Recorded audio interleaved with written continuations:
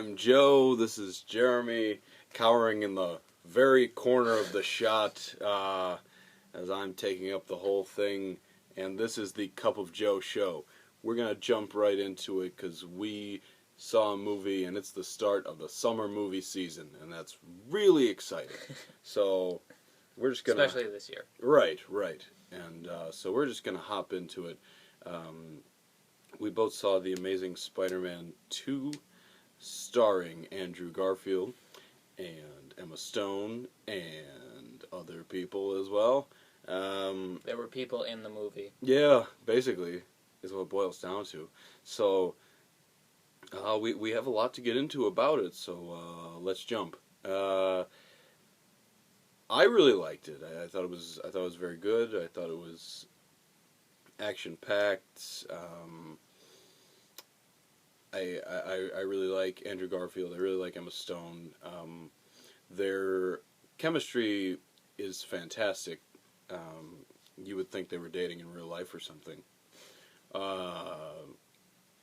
Which I just found out that they actually were. I didn't know that until a couple of days ago either.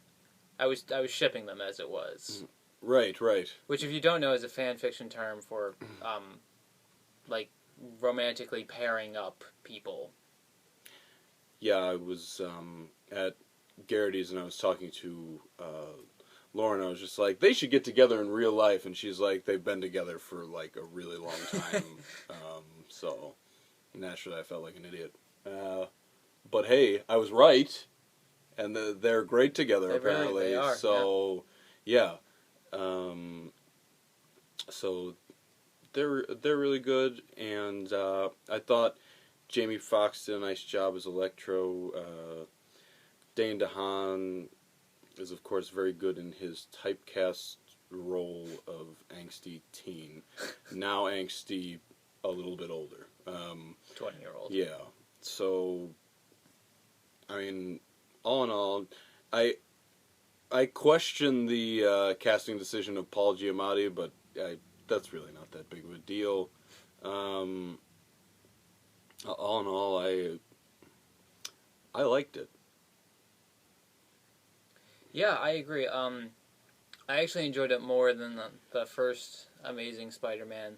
I thought a lot of people say that that the Amazing Spider-Man series has pacing issues and kind of the mood isn't consistent throughout the movie, but I thought the mood was more consistent in The Amazing Spider-Man 2 than in the first one. And, I didn't think the pacing was that bad or anything. I thought the story, for the most part, moved along pretty well.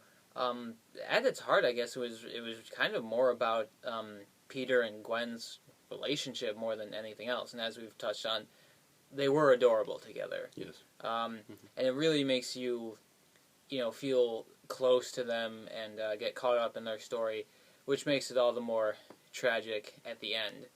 Speaking of the story, the one thing I didn't like, and this is, again, the problem that Spider-Man 3 had, is that, there's, the one main villain that drives the plot along. That was the Sandman in Spider-Man 3, and it was Electro in this one. And then there's just somebody else thrown in at the end. Before it was Venom, this time it's the Green Goblin. So that kind of just happened. He was just thrown in at the end there. But other than that, yeah, I enjoyed it. Yeah, basically I feel with the Green Goblin that they needed to get him in, they needed to get him going, so that they could prepare for the Sinister Six movie that will be coming out after this one. So I understand forcing him in, but there is no question that his story was forced and quick. Yeah. Whereas Electro was a very good, you got to see his origins and, his entire story, really.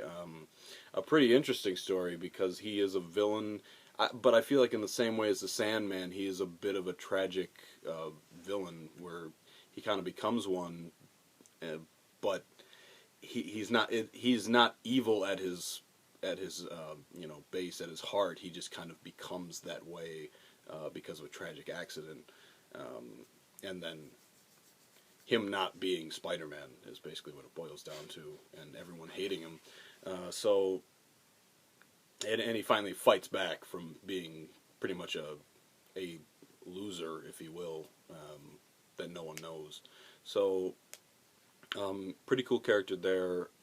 Jamie Foxx really does a nice job evolving as a character. Actually. I really liked his theme song when it's got like all those like voices in his head in the Yeah, background. I thought yeah. that people seem to hate or love that. I liked it.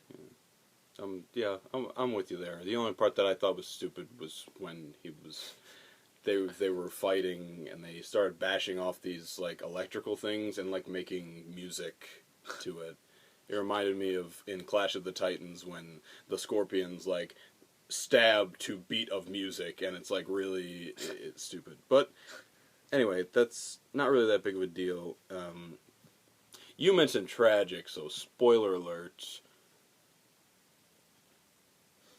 Gwen Stacy dies. I just gave them like 5 seconds. I think that's pause, fair. Yeah. right? Okay, Yeah, that's good. Gwen Stacy dies, which is what we warned you about. So I mean, it shouldn't really be shocking. It should be happens watching the like show. in the 1970s in the comics, I Yeah. think. So, yeah. It's not. It wasn't really that shocking. You could tell from the first. I knew the route they were going to go because they did the same thing in the first movie where Uncle Ben left a message on Peter's phone, and it was in that first 5 minutes she's giving a like valedictorian speech, and like she's saying things that I'm just like, okay, they're just going to play this at the end when she dies, and Peter's going to listen to it, and that's it. As much as they keep using it, like they've used it twice now, I don't know if they're going to use it in the next one. I think that's a pretty good, it's very emotional in the sense that someone's dead and they're, you get to hear their voice, you get to see them after they are gone, and that just makes it that much more emotional. So I think that's a good plot piece that they've actually used in 2 films. Trying to think what else. I feel like I had something else to talk about. Did you have anything else? Because I could think. I think for the most part we've hit on everything. I would think so. Again, I thought it was really good. I think it's worth seeing. So now let's talk big picture. There have been 5 Spider-Man movies in the past 15 years or so. 15, 14. 12. There you go. So what's the best? Put them in an order. I actually tweeted this the other day. I have a Twitter too. But of course, none of these people know, so I don't know. You're not just talking to me, so. Yeah. Sorry, go ahead. Sorry. Okay, so my order goes: Spider-Man 3 is the worst, and then what was my order? Okay, stall them. It was Spider-Man 2. Okay. Is the best. Well, you're going backward here. Oh, sorry. I wanted to start with the sorry. worst. Okay. All right, it was the Amazing Spider-Man. Let me see here. I need to double check. Oh, I tweet way too much. And then the Amazing Spider-Man 2. Okay. All right. Yeah. Spider-Man. Okay. Spider-Man 2. Yeah. All right. Okay. So Spider-Man 3 was the worst, and then I had the Amazing Spider-Man, which is significantly better than Spider-Man 3 because Spider-Man sucked, and then the Amazing Spider-Man 2 was a little bit better than the first one, and I had the Amazing Spider-Man 2 as less than or equal to the original Spider-Man, which is not as good as Spider-Man 2, which is the best of the Spider-Man, in my opinion. Mm-hmm. I disagree. Respectfully, I understand your feelings about the films, but I think that this new Spider-Man series is better. So I would put it's difficult to judge right now, and this may change. But as as of now, I think the Amazing Spider-Man 2 has been the best Spider-Man, followed by the Amazing Spider-Man, followed by the original Spider-Man, followed by Spider-Man 2, followed by Spider-Man 3, obviously. And I think 3 would be at the bottom of everyone's list. So, Pretty much, yeah. Yeah. I think the reason I would give the edge, Kirsten Dunst, that's it. I'll freely admit that Emma Stone and Gwen Stacy are better than Kirsten Dunst and Mary Jane. Mary Jane, yeah. At least as portrayed by Kirsten Dunst. Right. So that I will give the edge to the Amazing Spider-Men movies. I think I really like the Green Goblin from the first one. I really like Willem Dafoe's portrayal. That's why I would give Spider-Man, the original Spider-Man, the best out of that trilogy. That's the one that really put it over the top for me. But the second one is also very good. So but I just feel like this new series is just better. Andrew Garfield is just better. Gwen Stacy. He also doesn't look 40 like Tobey Maguire That's true. did. That's true. But he is like 30. Yeah, he is old. So like yeah. he does look younger though. Emma Stone is better. I know you really like Doc Ock, but like I feel like all these I think Green Goblin's a better villain. Well, the Lizard's a pretty weak villain, but I just think as a whole this new series is just better to me. Okay, I understand that, and something that we talked about personally, and that we could touch on here, is that one cool thing about the Amazing Spider-Man series is that everything is very like interconnected. Like sometimes it's like, okay, like where are all these different villains coming from, and how are they getting all these powers, and like why weren't there villains like 10 years ago, but now that a hero came along, there are villains too, and all this sort of thing.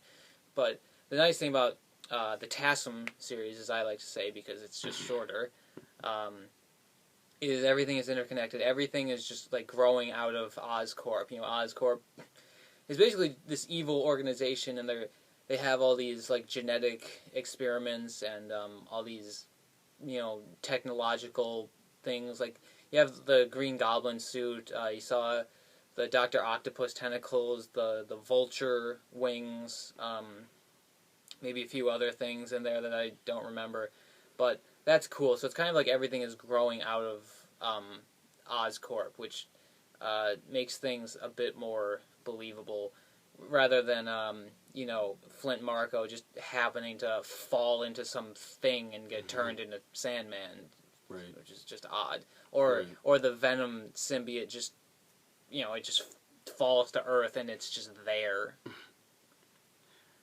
See, and that would really quick. I like. I don't even know if they intended this, okay? But I feel like in Spider-Man 3, and I thought this was like the only interesting thing about Spider-Man 3 is that thing was just a symbol for vengeance. Mm-hmm. And I thought that was interesting. Like making it not even like a real thing, just like, I don't know, but like, as far as that movie goes, I'm sure that they didn't mean to do that at all, and I just pulled that out to make it better. But anyway, yeah, I totally agree. I mean, all the things are interconnected. All the things kind of have to do with Oscorp, and that is better. I think that you're learning more about the comic books themselves through the newer films, which I find more interesting than... Not that the other ones are, you know, not true to the comic books, but yeah. I mean... Well, I mean, one of the biggest differences is that in the Sam Raimi trilogy, he has organic web-generating ability, whereas in the Amazing Spider-Man series, he has mechanical web shooters, which is how it is in the comics. Right, exactly. So, still waiting for those to run out, though. I know. That happened all the time in the happen. cartoon from the 90s. It was like, oh man, I'm out of webbing. Or sometimes like he had to make like special webbing, like super strong webbing, or like other kinds of, or like waterproof webbing and that kind of stuff. So that hasn't come up yet. Right, right. So, as far as the future of Spider-Man goes, he did have to stop it from being. He had to for Electro. Yeah, He had to yeah, that's true. electric proof it or whatever. Magnetize them. There you go, magnets.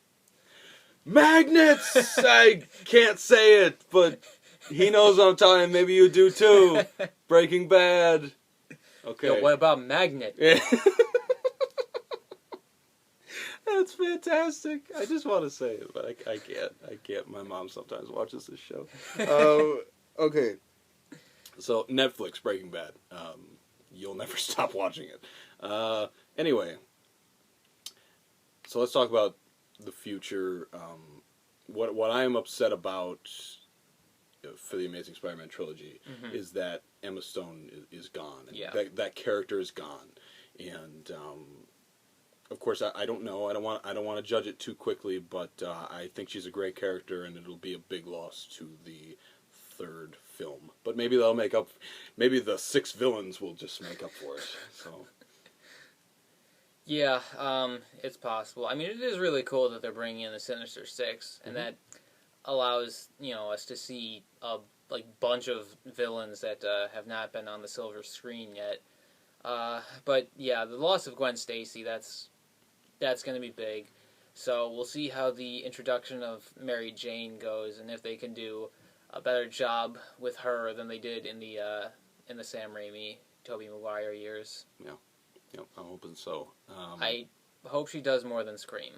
That'd be great, because, yep, that's all I remember from those films. So, anyway, I guess we have extensively talked about Spider-Man. I hope that you enjoyed that.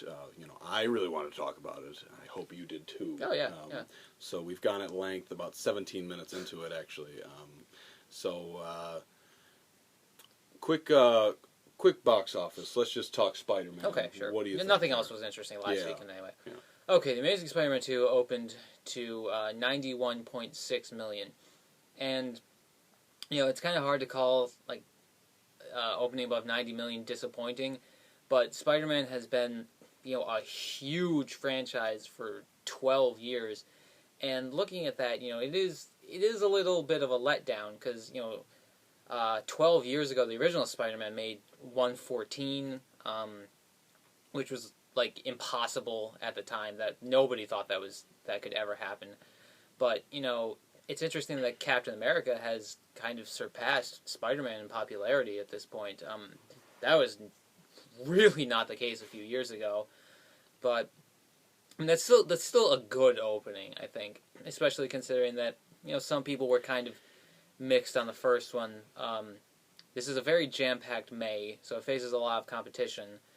So the way it looks, it might end up with 225-ish, which is pretty on the low end for a Spider-Man movie. That's true, and I think that it's good that it opened in the Iron Man 3 spot from last year, because I think it'll benefit from this weekend. Yeah, It'll definitely win the weekend again. At least you would think. Be really I don't know. weird. I think Neighbors could be this. You think it can? Yeah. All right. With an R rating? It's possible. I would give the edge to the Amazing Spider-Man 2, but I would not be surprised if Neighbors won. All right. So we'll see how that all shapes up. Now, speaking of Neighbors, that's really the big film that comes out this weekend. Previews, we've seen a lot of previews, and that kind of scares me. But the other thing is it's rated R, so even in the previews, they can only show the television-friendly jokes. So that is a benefit. It has a great rating at Rotten Tomatoes, 74%-ish or something, which is great for a comedy at Rotten Tomatoes. So, I mean, it looks good. I would see it. I mean, unless you're, really young. Then I wouldn't. Or you don't like that raunchy humor. Right. But, yeah, it looks funny. The buzz is pretty good.